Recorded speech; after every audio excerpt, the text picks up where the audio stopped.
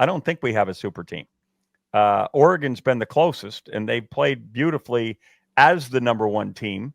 But we've seen vulnerability out of them as well in the early portion of the season. And Dylan Gabriel, for all the great things he does, and he's a coach's dream.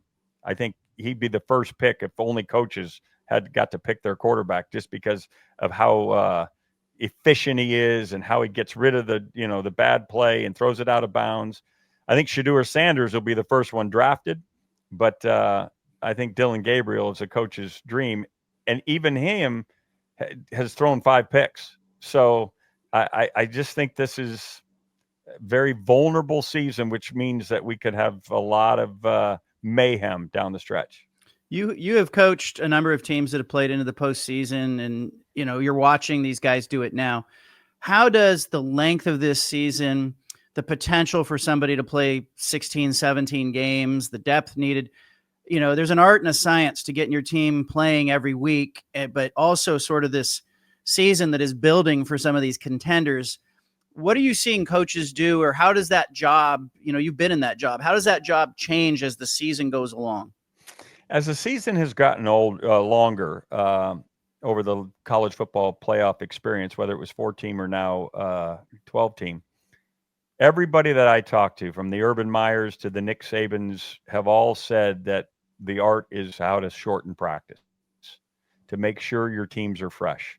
We're all creatures of habit in the world of coaching, meaning that we want to go over all the details and make sure that we've kind of checked off every box in our head, let alone the player's head, and covered all those, the minutest of details, from red zone offense to goal line defense to 4-minute, all the different things that go on.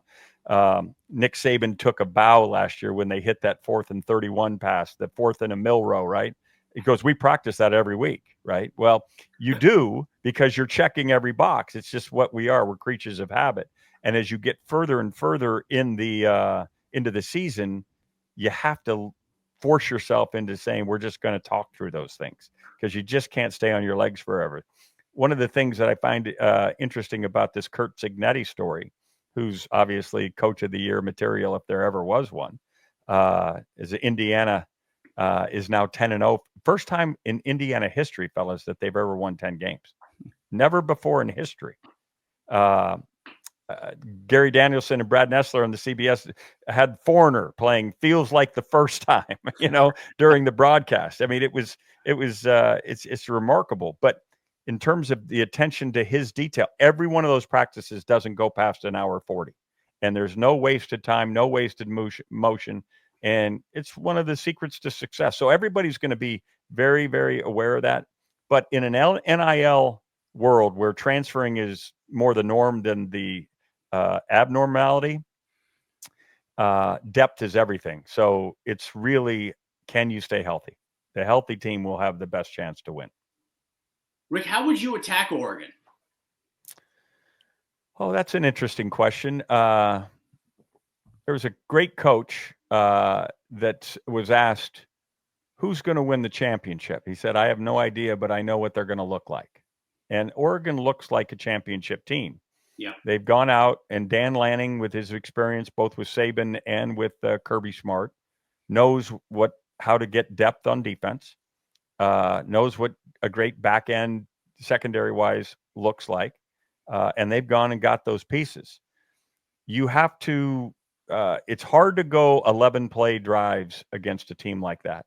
So you're going to have an alpha receiver make some alpha plays against programs like that.